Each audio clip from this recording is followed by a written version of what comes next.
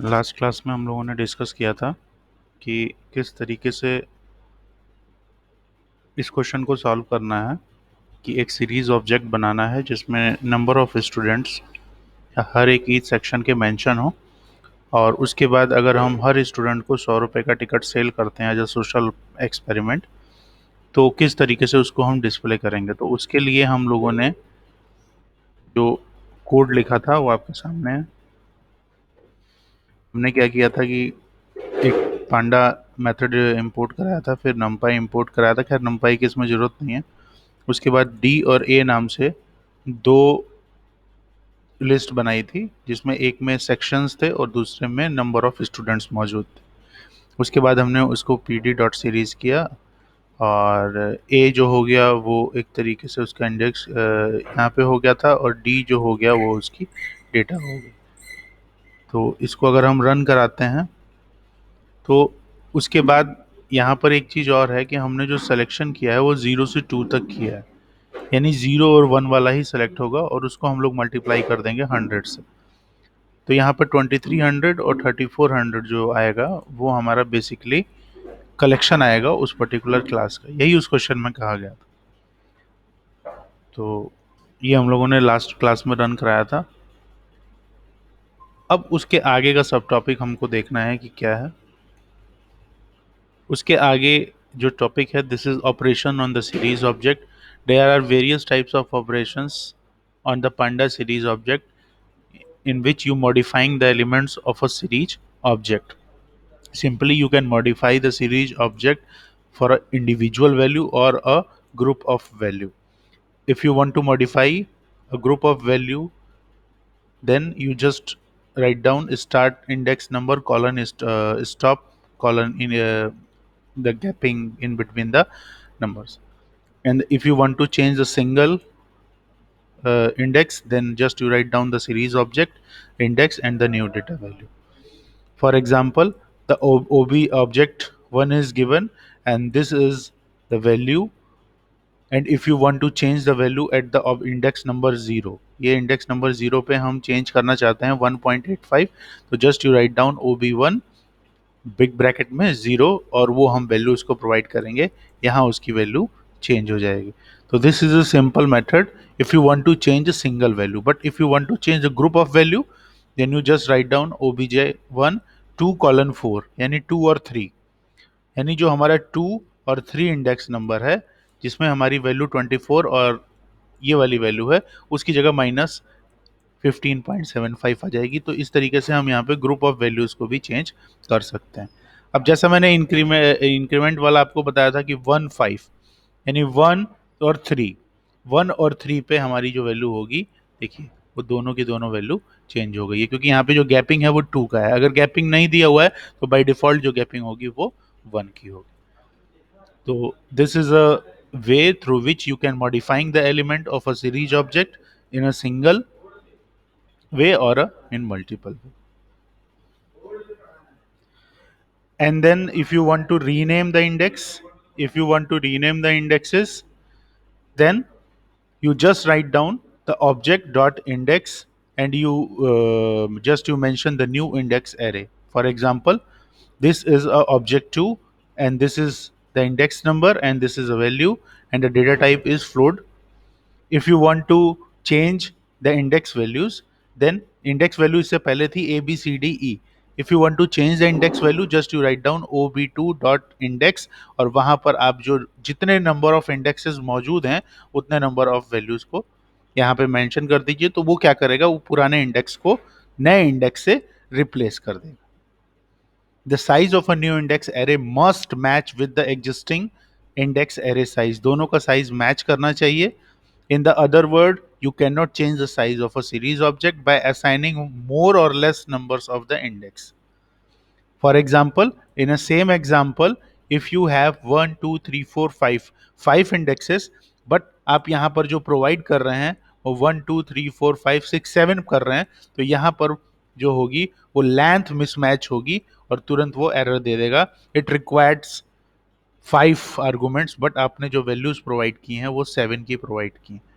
तो इस तरीके से वो एरर को जनरेट करेगा। इसको हम लोग अपने एडिटर में रन करा के देख सकते हैं।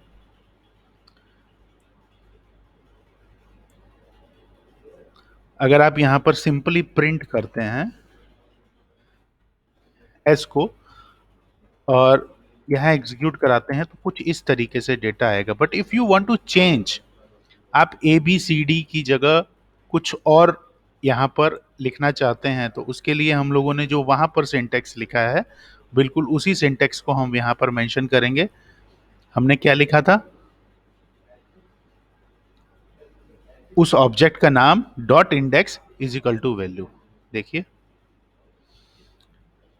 ऑब्जेक्ट का नाम हमको पता है क्या है, एस है, dot index is equal to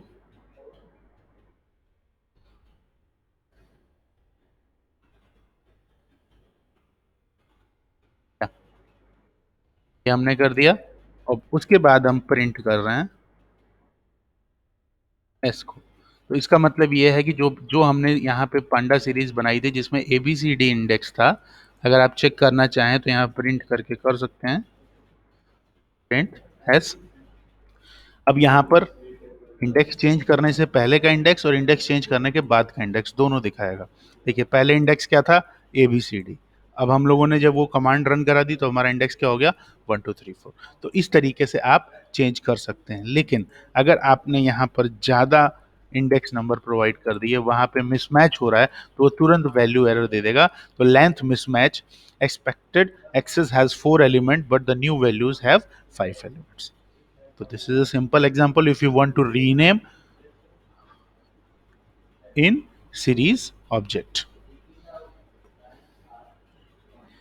One simple example, consider a series, this one, इसका आपको series बनाना है that stores the contribution of the each section। जैसे हमने पहले पढ़ा, write the code, the amount of the section has this one and for section C and D is this one, print the change object।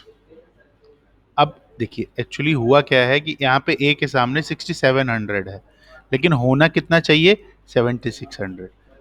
इसी तरीके से सी और D के आगे हमारा 7000 होना है, तो हमको वैल्यू को यहाँ पर चेंज करना है सिंपली। तो ये तो बहुत ईजी है। हम लोग इसको चेंज करने के लिए क्या करेंगे, चूंकि हमारा जब सीरीज ऑब्जेक्ट पहले से बचा हुआ है तो इंडेक्स नंबर 0 पर जो वैल्यू होगी वो हम चेंज कर देंगे। और हमको बी और सी दोनों पे चेंज करना है, तो हमने क्या किया, हम अगर इंडिविजुअली भी चाहेंगे तो चेंज कर सकते हैं, नहीं तो हम ग्रुप में भी चेंज कर सकते हैं। तो ये तो सिंपल क्वेश्चन है, ये हो जाएगा।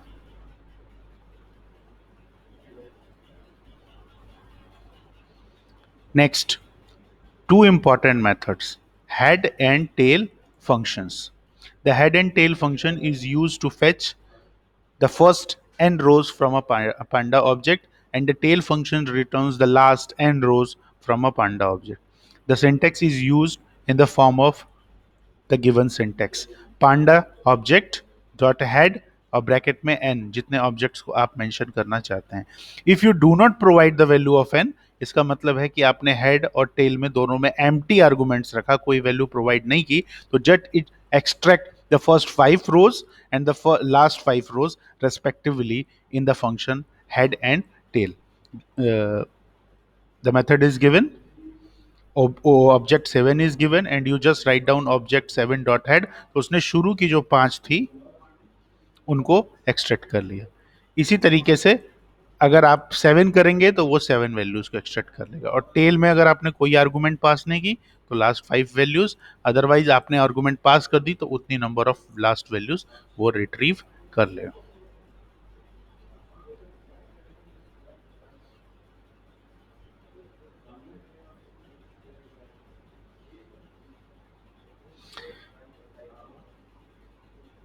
A series data consists of around 2500 rows। तो फर्स्ट 100 रोज करने के लिए हेड आप यूज करेंगे, लास्ट 5 रोज करने के लिए आप टेल यूज करेंगे। तो सिंपल, इसको हम लोग एक बार रन करके देख लेते हैं अपने प्रोग्रामिंग एडिटर में।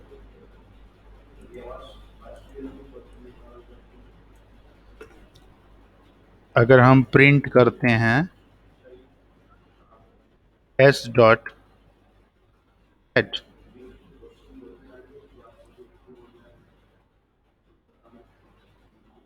और अगर हम दोबारा प्रिंट करते हैं एस डॉट टेल। अगर हम ये रन कराते हैं सिंपली, तो आप लोग ध्यान दीजिए, इसके अंदर चूंकि 5 ही वैल्यू है तो वो 4 4 वैल्यू कर ले, लेकिन अगर हम इसके अंदर 2 और इसके अंदर भी 2 ही कराना चाहें तो शुरू की 2 और लास्ट की 2 देगा। देखिए यहाँ पे 4 वैल्यू आ गई, इसने शुरू की 2 वैल्यू दे दी और लास्ट की 2 वैल्यूज दे दी। तो this is a simple method, this is a simple use of head and tail method. ठीक है, आज की क्लास के लिए इतना काफ़ी है, फिर हम लोग नेक्स्ट क्लास में इसके आगे कंटिन्यू करेंगे।